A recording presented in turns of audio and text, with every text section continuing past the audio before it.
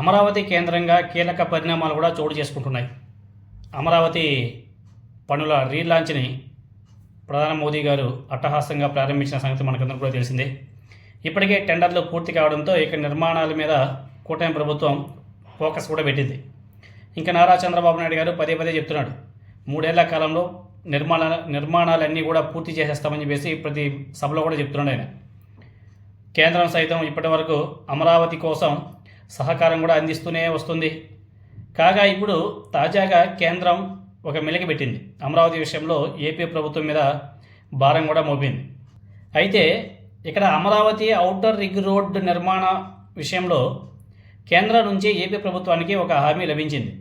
70 మీటర్ల వెడల్పుతో 189.4 కిలోమీటర్ల మేర 4 వరుసలతో అమరావతి ఓఆర్ఆర్ నిర్మాణానికి కేంద్ర రవాణా అదేవిధంగా జాతీయ రహదారుల మంత్రిత్వ శాఖ అలైన్మెంట్ అప్రూవల్ కమిటీ గత ఏడాది డిసెంబర్ 20వ తేదీ ఆమోదం కూడా తెలిపింది.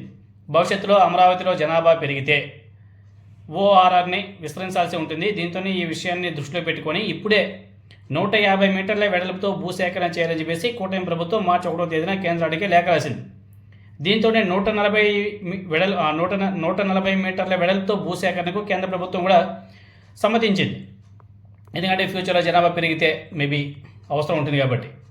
కాగా తొలుత అలైన్మెంట్ అప్రూవల్ కమిటీ ఆమోదించినట్టు 70 మీటర్ల వెడల్పు కాకుండా అదనంగా మరో 70 మీటర్లు కలిపి మొత్తంగా 140 మీటర్ల భూసేకరణ చేయాలంటే అందుకయ్యే ఖర్చులో కొంత భరించాలని చెప్పేసి కేంద్ర ప్రభుత్వం కూడా రాష్ట్ర ప్రభుత్వాన్ని కోరడం జరిగింది. దీంతోనే 1000 కోట్ల రూపాయలను వెచ్చించేందుకు చంద్రబాబు నాయుడు గారు కూడా ఓకే చెప్పేశారు. ఇప్పుడు ఈ నిర్ణయంతో 140 మీటర్ల వెడల్పుతో అమరావతి ఓఆర్ఆర్కి భూసేకరణ జరగబోతుంది.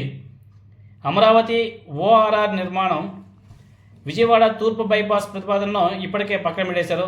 ఆ ఓఆర్ఆర్ నిర్మాణ నేపథ్యంలో అదేవిధంగా అమరావతి ఓఆర్ఆర్ ప్రాజెక్టు అలైన్మెంట్కి మొదట ఆమోదం తెలిపినప్పుడు మొత్తంగా 16,310 కోట్లేమో రూపాయల వ్యయం అవుతుందని చెప్పేసి ఒక ప్రాథమిక అంచనా కూడా వేశారు. ఇందులో 1,702 హెక్టార్లను సేకరించేందుకు అప్రాక్సిమేట్గా 2,665 కోట్ల రూపాయల ఖర్చు అవుతుందని చెప్పేసి ఒక లెక్కలు అయితే వేసుకున్నారు. వాళ్ళు ఒక అంచనాకైతే వచ్చారు. ఇంకా ప్రస్తుతం 140 మీటర్ల వెడల్పుతో అమరావతి ఓఆర్ఆర్ నిర్మాణం చేపడితే సుమారు 3,400 హెక్టార్ల భూమి అవసరం ఉంటుంది. అదేవిధంగా దీనికి వ్యయం కూడా 5,200 కోట్ల రూపాయల వరకు పెరుగుతుంది. దీనిలో కొంత మేరకు అప్రాక్సిమేట్గా 1000 నుంచి 2,000 కోట్ల రూపాయలను రాష్ట్ర ప్రభుత్వమే భరించాల్సి ఉంటుందని చెప్పేసి కేంద్ర ప్రభుత్వం చాలా స్పష్టం చేసింది. దీనికి రాష్ట్ర ప్రభుత్వానికి భారమైన అమరావతి ఓఆర్ఆర్ భవిష్యత్తు దృష్ట్యా భరించేందుకు సిద్ధమైనట్లు నారా చంద్రబాబు నాయుడు గారు ఓకే చెప్పేశారు. అదేవిధంగా రాజధాని అమరావతి ప్రాంతాన్ని ఓఆర్ఆర్తో అనుసంధానించేందుకు 2 చోట్ల లింక్ రోడ్డు నిర్మించేందుకు కూడా కేంద్ర ప్రభుత్వం ఆమోదం తెలిపినట్టుగా ఉంది. మరి ఈ 3 సంవత్సరాల్లో నారా చంద్రబాబు నాయుడు గారు అమరావతిలో నిర్మాణాలు పూర్తి చేస్తాడా?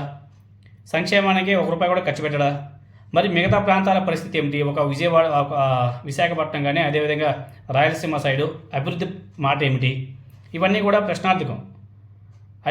ఇన్ని లక్షల కోట్లు అమరావతిలోనే కుమ్మరిస్తే మరి మిగతా ప్రాంతాల అభివృద్ధికి నారా చంద్రబాబు నాయుడు గారు ఏ విధంగా కట్టుబడి ఉంటాడో మనకైతే అర్థం కావడం లేదు. ఇప్పటికే 1.5 లక్షల కోట్లు అప్పు చేశాడు. మరి ఈ నిర్మాణాలన్నీ కూడా పూర్తి అవ్వాలన్నా, సంక్షేమానికి డబ్బులు ఖర్చు పెట్టాలన్నా మరి ఎన్ని లక్షల కోట్లు అవసరం ఉంటుంది? రాష్ట్ర ఖజానా ఏమైనా పెరుగుతుందా అంటే లేదు. రోజు రోజుకి మన జీఎస్టీ గ్రోత్ కూడా తగ్గిపోతూ వస్తుంది. మరి ఇంత డబ్బులు నారా చంద్రబాబు నాయుడు గారు ఏ విధంగా ఖర్చు పెట్టగలడు? ఎక్కడి నుంచి అప్పు రాగలడు?